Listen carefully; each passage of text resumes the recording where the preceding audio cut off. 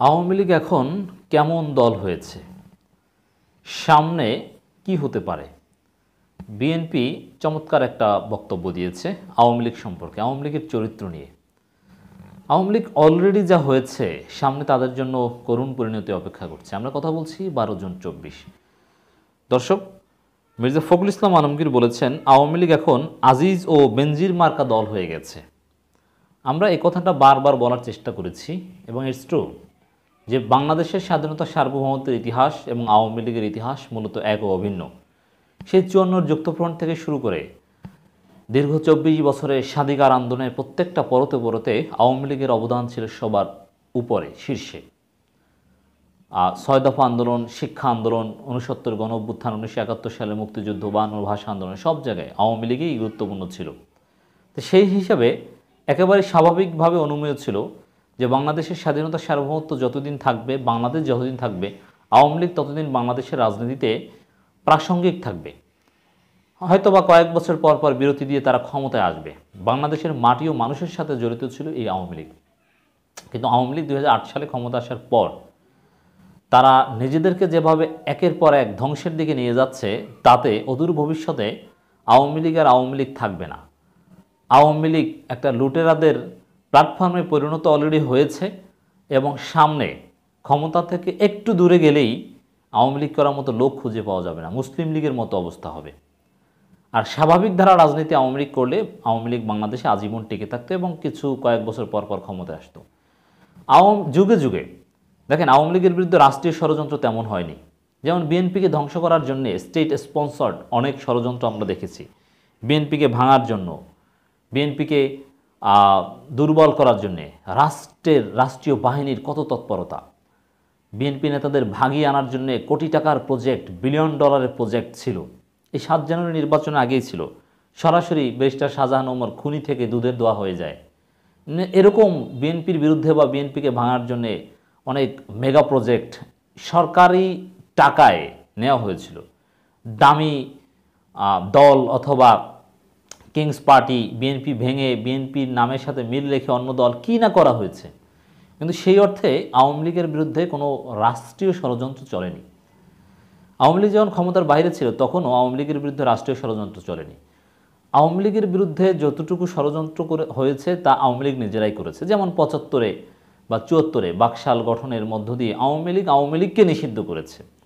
আবার 75 সেই 15 আগস্টের নির্মম ঘটনার পর আওয়ামী লীগকে ধ্বংস করার জন্যে আওয়ামী লীগই চেষ্টা করেছে। বরং রাষ্ট্রের আনুকূল্য পেয়েছে আওয়ামী লীগ ক্ষমতার বাইরের থেকেও। যেমন জিয়াউর রহমান আওয়ামী লীগকে রাজনীতি করার সুযোগ করে দিয়েছে, না হলে তো আওয়ামী লীগ নিষিদ্ধই ছিল। আওয়ামী লীগ নিষিদ্ধ করেছিল বাকশালের মাধ্যমে। জিয়াউর রহমান সুযোগ করে দিয়েছে আওয়ামী লীগকে রাজনীতি করার। আবার শেখ হাসিনা যখন দেশে আসেন তখনও তাকে কোনো বাধা দেওয়া হয়নি, আওয়ামী লীগকে পুনর্গঠন করার বা ঘুরে দাঁড়ানোর যথেষ্ট সুযোগ দিয়েছিল। এর মানে আওয়ামী লীগ রাষ্ট্রশক্তি আনুকূল্য পেয়েছে অলওয়েজ। পাকিস্তান আমলে কিছুটা নির্যাতনের শিকার হয়েছে, এটা ঠিক, কিন্তু স্বাধীন বাংলাদেশে ক্ষমতার বাইরে থাকা অবস্থায়ও প্রচণ্ড রাষ্ট্রীয় আনুকূল্য আওয়ামী লীগ পেয়েছে। 75-এর পর জিয়াউর রহমানের আমলে, এরশাদের আমলে, সর্বক্ষেত্রে, বিএনপির আমলে। তো সেই আওয়ামী লীগ নিজেদেরকেই নিজেরা সিদ্ধান্ত নিয়ে ধ্বংস করছে। নানান দিক আছে আওয়ামী লীগ ধ্বংসের। একটা দিক হচ্ছে এই যে নিজেদের দলের প্রার্থীদের বিরুদ্ধে নিজেদের দলের নেতাদেরই নির্বাচনে সুযোগ দেওয়া। 7 জানুয়ারি নির্বাচনে আমরা দেখেছি যে আওয়ামী লীগের বিরুদ্ধে নির্বাচন করেছে। উপজেলা নির্বাচনে দেখেছি আওয়ামী লীগের বিরুদ্ধে নির্বাচন করেছে। এই কাজ যারা করে জেনে শুনে, এটা কোনো রাজনৈতিক দলের কাজ হতে পারে না। এটাই আওয়ামী লীগ ধ্বংসের মূল পেরেক। এটা একটা দিক। আর একটা দিক হচ্ছে আওয়ামী লীগ বেনজির আজিজ তৈরি করেছে এবং হাজারো বেনজির আজিজ আওয়ামী লীগে আছে। এটা আওয়ামী লীগ দলীয় সিদ্ধান্ত নিয়ে তৈরি করেছে ভোটারবিহীনভাবে ক্ষমতায় থাকার জন্যে। তো এটাই মির্জা ফখরুল বলেছেন আওয়ামী লীগ এখন আজিজ ও বেনজির মার্কা দল হয়ে গেছে। রাইট, আওয়ামী লীগ এখন আজিজ ও বেনজির মার্কা দল।